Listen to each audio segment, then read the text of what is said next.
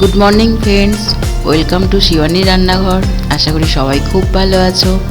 আজ চলে এসেছি নতুন এক রেসিপি নিয়ে। আজ আমি করব চিংড়ি দিয়ে কচু শাকের ঘন্ট। চিংড়ি দিয়ে কচু শাকের ঘন্ট করতে গেলে কি লাগবে আজ দেখে নেব। তো দেখতেই পাচ্ছ কত সুন্দর লাগছে চিংড়ি দিয়ে কচু শাকের ঘন্ট। এই সুন্দর রেসিপিটা বানিয়ে ফেলো চটপট। তার জন্য আমি নিয়েছি এই কচু শাক। এটাকে আমাদের এখানে চিনিমান গাছও বলে। এই কচু শাক খুব মিষ্টি হয়। তো এই কচু গাছগুলোকে আমি আগে থেকেই ভালো করে ধুয়ে মুছে কেটে রেখেছি ছোট ছোট করে।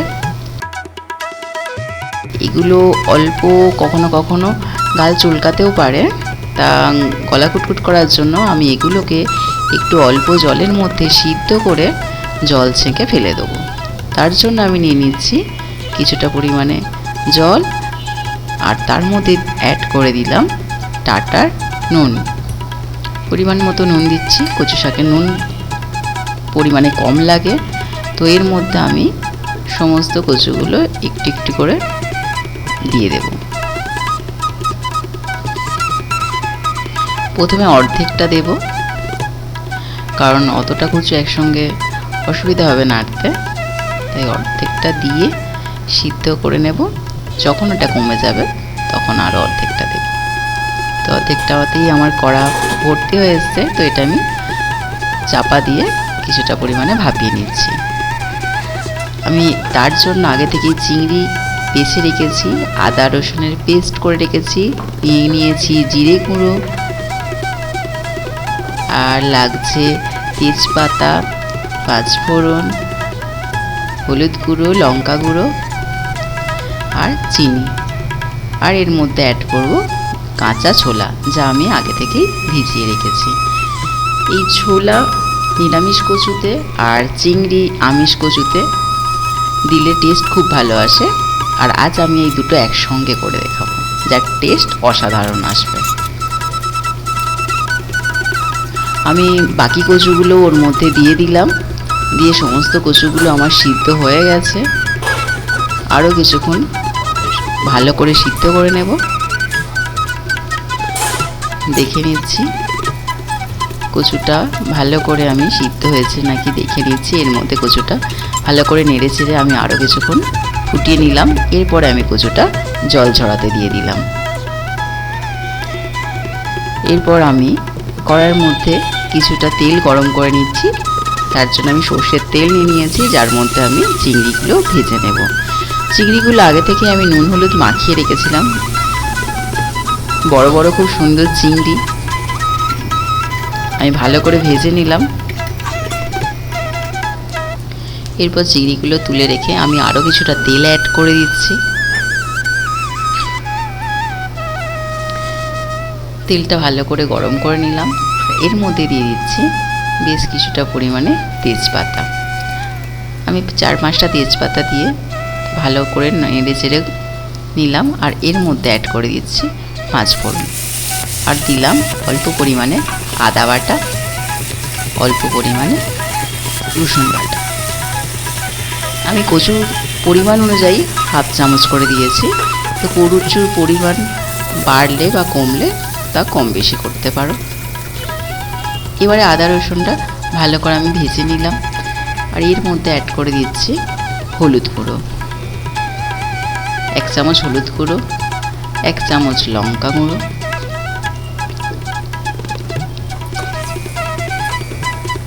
সমস্ত মশলা ভালো করে মিশিয়ে নিলাম। ভালো করে ভাজা হয়ে গেছে। এরপর এর মধ্যে আমি অ্যাড করলাম ভিজিয়ে রাখা ছোলাগুলো। ছোলাগুলো আমি এর মধ্যে ভালো করে ভেজে নিলাম।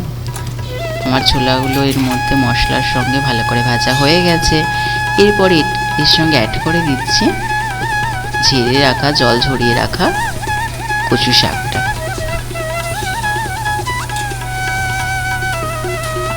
কচু শাকটা পুরোটা আমি এর মধ্যে দিয়ে দিলাম।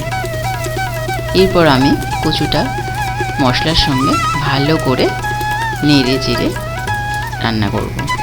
কচু শাক রান্নাতে কিন্তু খুব ভালো করে অল টাইম নাড়তে থাকতে হয়, নাহলে কচু নিচে খুব তাড়াতাড়ি বসে যায়। এর মধ্যে আমি আবার অ্যাড করে নিলাম ধনে গুঁড়ো, 1 চামচ জিরে গুঁড়ো, আর দিয়ে দিচ্ছি পরিমাণ মতো চিনি। চিনির স্বাদ কম বেশি করতে পারেন, যে যতটা পরিমাণে মিষ্টি পছন্দ করেন। আমি সমস্ত কিছু একসঙ্গে মিশিয়ে নিয়েছি। মিশিয়ে নিয়ে কচু শাকটা ভালো করে গলিয়ে নেব। কচু শাকটা বেশ ভালো করে গলা হলে খেতে ভালো লাগে। আর আমি ওর মধ্যে অ্যাড করলাম অল্প পরিমাণে নুন। নুন আমি সিদ্ধর সময় অল্প দিয়েছিলাম, তাই এখন সামান্য পরিমাণে অ্যাড করলাম। আর দিয়ে দিচ্ছি ভেজে রাখা চিংড়িগুলো। খুব সুন্দর গন্ধ আসছে। এই কচু শাকের ঘন্ট কিন্তু চিংড়ি দিয়ে আর ছোলা দিয়ে অপূর্ব একটা টেস্ট আনে। আমরা প্রত্যেকেই বাড়িতে কম বেশি এগুলো খেয়ে দেখি, কিন্তু এগুলো একসঙ্গে কখনো করে দেখবেন, খুব ভালো লাগবে। আমি নেড়ে চেড়ে হতে দিয়েছিলাম, দেখলাম বেশ সুন্দর গন্ধ ছাড়ছে, গন্ধে মোমো করছে। তো আমি আরও একটু নেড়ে চেড়ে নিচ্ছি। সুন্দর এই মিষ্টি মিষ্টি চিংড়ি দিয়ে কচু শাকের ঘন্ট পেলে খুব ভালো লাগবে খেতে। যে কোনো অনুষ্ঠানে বা দুপুরে গরম ভাতের সঙ্গে রবিবারে জমে যাবে। আমার আরও ভিডিও আছে এরকম টেস্টি টেস্টি সুন্দর, সেই ভিডিওগুলো ফলো করো, দেখো আর কমেন্ট করো। আমার চ্যানেলকে সাবস্ক্রাইব করো নতুন নতুন রান্নার রেসিপি দেখার জন্য।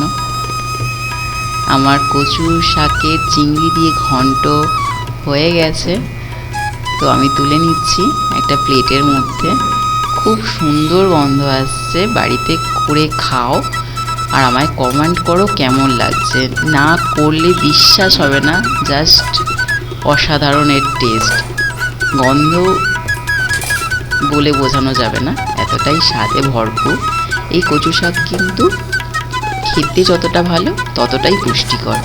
এর মধ্যে প্রচণ্ড পরিমাণে খাদ্যগুণ থাকে, ভিটামিন থাকে, যা পেটের জন্য খুব ভালো। ছোট বড় সবার জন্য কিন্তু এই কচু শাক খুবই পুষ্টিকর। গেল আমার কচু রান্না অলরেডি পুরো কমপ্লিট। দেখতেই পাচ্ছ এই চিংড়ি দিয়ে ছোলা দিয়ে কচু শাকের ঘন্ট দেখতে যেমন ভালো হয়েছে, খেয়ে দেখো খুব ভালো লাগবে। তো আমার চ্যানেল ভালো লাগলে লাইক করো, শেয়ার করো, সাবস্ক্রাইব করো। দেখা হবে নতুন ভিডিওয়।